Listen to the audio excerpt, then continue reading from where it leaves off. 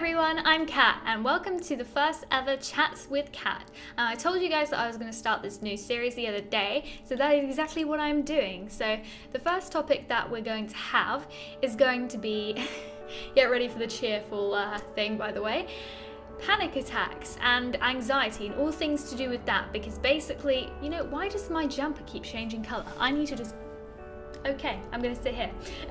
I don't know, the lighting's being weird, I'm sorry. But anyway, yes, I'm gonna be talking about things like panic attacks and anxiety and all things linked in to do with that because, you know, it's gonna be helpful for some people that suffer from the same thing because I can share my experiences and opinions on the matter, and I just wanna sit and I wanna talk about it because it's something that affects my life and it affects me, and I know that it affects a lot of other people as well. So I just wanted to be able to share some stuff with you guys. So, starting off, the reason why I picked this topic is because the other day I was out. I was in Leamington Spa. That's where I used to live. I don't know, you might have heard of it, you might have not. And you know, I'm really sorry if it keeps changing colour. The webcam is so dumb. Yeah, I was in Leamington Spa and I was in CEX. And this might be getting a little bit too personal, telling you exactly where I was and everything, but yeah, I was in CEX, I was getting films and movies and stuff because me and Aaron still didn't have internet, so I was like, well, we were like, we need to watch movies and stuff, so we kept buying loads and loads and loads of movies from CEX. And if you don't know what CEX is, if you don't live in the UK, CEX is basically, I don't even know what it stands for. Something entertainment exchange, I don't know. But basically it just means where you can get a bunch of second-hand movies and games and stuff. So used movies and games that people have traded in, which they sell for a cheaper price than new, obviously. And, you know, we were standing in the queue for a really long time because I think... Wait. Was this the time that guy... No. It wasn't. It was? I don't know. We were in the queue for a long time, sorting out getting the films and stuff. And then suddenly I felt this just wave of shit come over me. Well, wave of anxiety just came over me.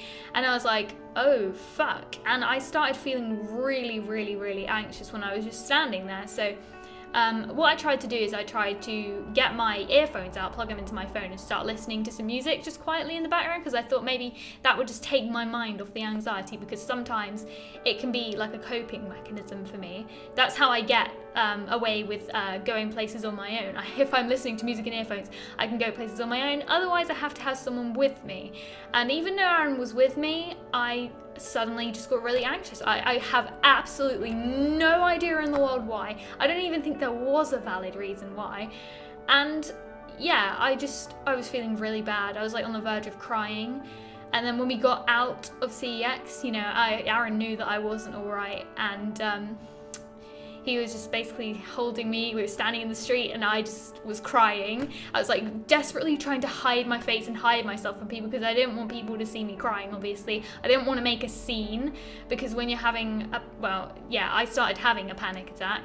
And when you have a panic attack, you don't want to make a scene. You don't want to make it worse than it already is. And I want to say that I actually probably dealt with that in the best possible way I actually could have done at that point. That's all I really could have done, was just, you know, try to hide myself, and Aaron was comforting me and I was crying.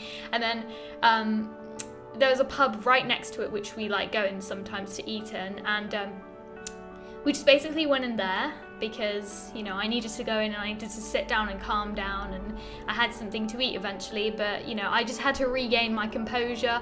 Like when I sat down, I was just trying to calm myself down, and I basically just had like it was quite a mild panic attack. It wasn't like a proper bad one like sometimes I do have. It wasn't like the choking, can't breathe kind of one. It was just kind of the really like not feeling like real, and nothing feels like real, and you don't know, you just don't feel right, and you were basically just like kind of like freaking out, but on the inside, like you don't freak out on the outside kind of thing like sometimes I do. So yeah, you know, I went to the toilet, I wiped my tears away and stuff, I calmed myself down, I regained my composure, and I was alright again, but I still felt really like shitty. Like I couldn't talk afterwards. Basically I just had to like write things down on my phone and show them to Aaron so that he'd know what I want to say, because I couldn't bring myself to physically speak. I felt like a dickhead because I thought, oh my god, I've just actually had this happen in public for the first time ever, because I've never had anything like that in public before, so I don't know why it actually happened, which is incredibly weird. But yeah, so if you ever experience a panic attack in public, hopefully it's not a bad one. Just try really hard to hide it, basically. Just try not to make it seem like you know, you need to go through it, basically. You can't stop it from happening. Just try to hide yourself away, like go like out of people's view, like try to sit down somewhere and calm down and maybe have a drink, have something to eat if you're hungry. Just, yeah, get some tissue paper from the toilets or whatever, wherever you are. Like if you can, get hold of some tissues, you know, if you've been crying. Yeah, so basically all you need to do is just try not to make too much of a big thing of it, because it'd make it so much worse if everyone like can see it happening, which I know it can be hard. You shouldn't act like it isn't happening at all. You just need to like go into a space and just let it pass, sort of thing, because yeah, the worst thing you can do is make a big thing out of it, and I know that would have really been bad if I'd done that. So yeah, but it wasn't a bad one, and I'll talk about some other panic attacks I've had with you guys. I mean, I know this is a little bit personal to be sharing this kind of thing, but I'm always sort of open to talking about these kinds of things because I want to let you know what I've been through and what I can do to help based off my experience, because usually, you know, well, somebody who hasn't experienced this, they're gonna have not a clue, are they, really? I mean, maybe if they're a doctor or something, but even then, that doctor might not have ever had a panic attack in their life, and then they're not going to know the actual feeling of it.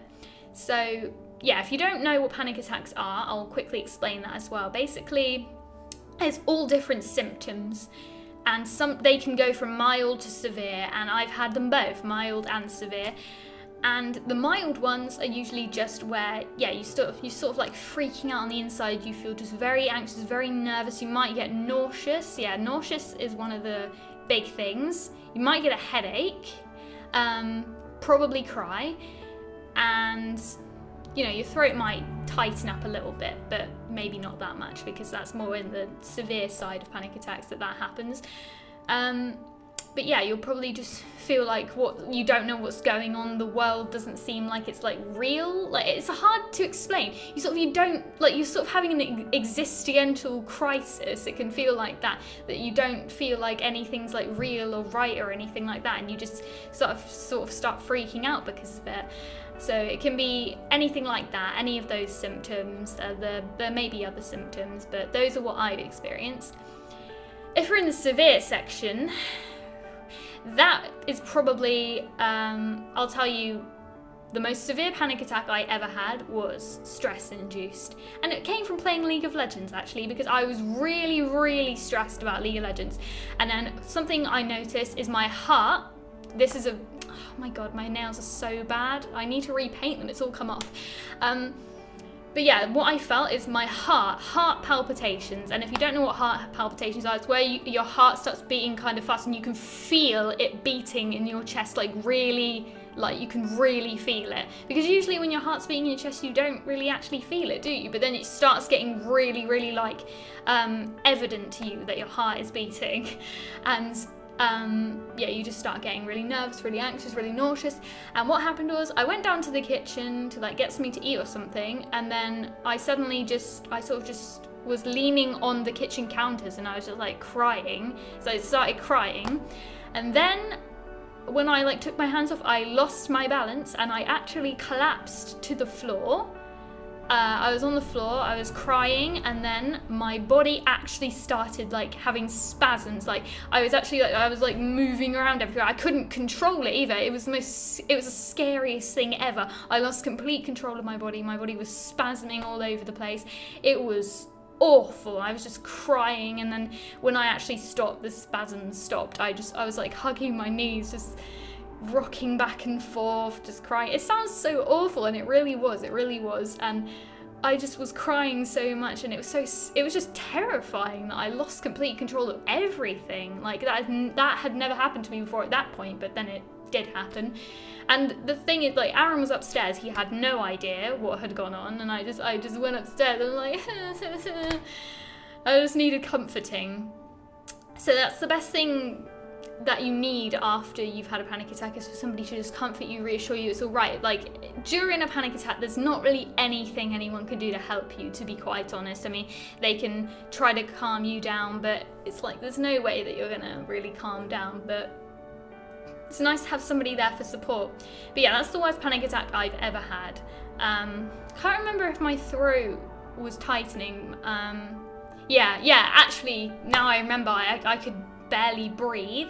Like, that's what happens, your throat like sort of like closes up, and then you suddenly start panicking because you can't like breathe properly. Like, you're not breathing like normally, you just start like wheezing and stuff, and you can't breathe properly. That's one of the worst symptoms, is that. So yeah, basically I couldn't breathe, that's spasming on the floor, and that's the worst one I've ever had. And that was a very severe panic attack. Like, I just felt so awful. My camera, what is it doing? Sorry about that. But yeah, it was a terrible time for me. And then I actually had one the other day as well. I really need to... Thought my light was going to fall on me. I really need to sort myself out with these panic attacks, because I've been having them for a while now. I haven't really done anything about them, so I actually am going to like see a doctor about it and stuff. But yeah, what happened was, I was in the kitchen because lately I've been trying to eat more. Basically, I've been like forcing myself to eat more and more because I'm so underweight and I find it really hard to put on weight, so I'm trying to eat more and more because I don't really eat that much, to be quite honest. I'll probably have maybe like, I'd probably say at most like 1,200 calories a day, when I really should be eating around 2,000, which is actually my like goal, to eat 2,000 calories per day. I mean, I've been almost reaching it, but not quite. But yeah, anyway, that's not the point. But yeah, basically I was stood in the kitchen, I didn't know what to eat, and I didn't want to eat anything, and I was just like, ugh. And then I felt like a failure, because I'm like, oh, I'm not going to eat anything now, I'm not going to put on weight now, I'm not going to do this. And then I just started like freaking out, because I'm like, oh, I don't want to eat anything, and there's nothing to eat, and I don't know, I got myself into a bit of a, I don't know what the word is, but to a bit of a pickle. But then it brought on a panic attack. Like, my throat, this is the only thing that happened, is my throat just closed up and I couldn't breathe properly, and then I panicked, and then panic attack. It was horrible, just the breathing, like, it's one of the worst things ever, because you feel like you're gonna like die because you won't be able to breathe properly. Like, oh my god, what if I die right now? And that's kind of the only thing going through my mind, is just sheer panic and like, oh my god, I'm gonna die, I can't breathe. So yeah, I really need to get myself sorted out. Like, maybe I need to take some medication or something for it. Like, the thing about counselling, because if I get like counselling for it, like, I just don't want cancelling, you know? Like, I know it could probably be beneficial, but I feel like it's not really something I want to do, because I hate leaving the house and like having to go to appointments and stuff, and it's just too much for me, really. And I feel like probably just medication to make it just go away is probably going to be more helpful, I guess. But yeah, I don't know. This is just, you know, me sharing all my thoughts and opinions on the matter. So if you are also a sufferer of like anxiety and panic attacks, or either one, then you'll understand exactly what I've been talking about in this video. But yeah, the thing is, I never used to have anxiety or panic attacks. It started about a year or so ago. I developed them, and I'm not exactly sure what it was that made it happen. I mean, I was depressed last year and the year before slightly, like into the end, towards like the end of 2013, start of 2014, I was in a really bad state. I was depressed because of college, and I ended up quitting college last year, and then my problems disappeared with depression. But I still have the anxiety and the panic attacks, and I'm not exactly sure why. I think it's probably linked to my mental disorder, which, if you didn't know, I have a type of autism which is called Asperger's syndrome. And basically what that is, if you don't know what it is, it's just completely messes, like it makes my brain work differently to other people's. It has a lot of social issues involved and problems with almost like every aspect of my mental health and my life in that sense. Like it even affects my motor skills. Like I have like fiddly hands or whatever, like, well, that doesn't really make much sense. I mean, I'm clumsy and I'm not very good at like cutting meat and tying shoes and stuff. It's really weird. But yeah, it's all tied in with that. I think I'm more prone to things like anxiety and depression and stuff because I have Asperger's syndrome, and I think that's what makes me so prone. So yeah, I'm gonna see a doctor and get it figured out anyway, but basically this is just me sharing my thoughts and opinions on the two, just letting you guys know, you know, if you ever have a panic attack, all you can really do is just let it pass by. And things like anxiety, like you know, you can get medication and stuff for it. I took antidepressants one time and they didn't work, but I haven't tried any other like kinds of medication, so maybe that's what I need to try. But whew, this is a long video. So this is what my chats with Kat are going to basically be like, just me here just chatting about the matter. And I'm trying to think if there's anything I've missed out, really. Just the fact, you know, I suffer from this, and the experiences I've been through. Like I can't really like go out on my own without somebody with me because I'm scared, basically. I feel like a child in some aspects. I just feel like I can't do much for myself because of, like, I have a lot of restrictions due to my Asperger's and the anxiety. Basically that just wrecks a lot of things for me. I'm actually unable to work because of my disabilities, and basically anybody who thinks that these like mental health problems are not severe, you are very wrong. Because when you see somebody who's physically disabled, you're like, oh yeah, they can't do this because they're physically disabled. But when you're mentally disabled, if people don't understand what it's like to have that mental disability, they'll never ever get it, will they? Because if I say to somebody, you know, I have a disability and I can't work, they're like, oh, you're just being silly. Like, I hate it when people say that. And also oh, just be happy, you can create your own happiness, just stop being anxious. It's like, if you think we're in control of our brain, like, it decides what it wants to do with those kinds of things. That's why it's a mental disability. A disability is something you can't control. It's something beyond your control. Like, I can't tell my brain, hey, stop doing this to me, because, you know, it just doesn't work. Like, I can't just tell myself, stop being anxious, because it stays there. The nauseous feeling stays there. I can't get rid of it.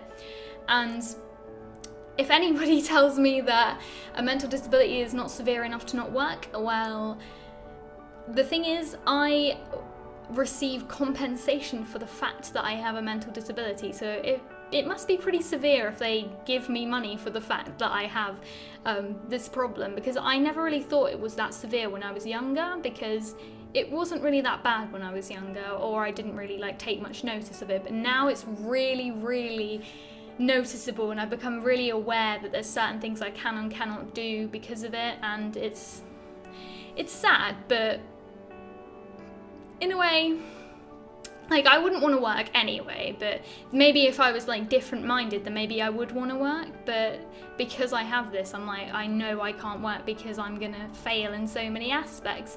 And I know you can say, oh, you just need to try it out, it's a new experience and stuff, but that's not exactly right, because I know I'm gonna crash and burn, because I know exactly how I am, and I can put myself in situations, and it's like I can't even go into social environments without probably freaking out. So unless I have someone with me, like, I usually have to have Aaron with me most places that I go. Like, he's kind of like, he cares for me in that aspect. He cares for my mental health. Like, he is by my side and he supports me, and if I don't have that support there, that's when I sort of stumble.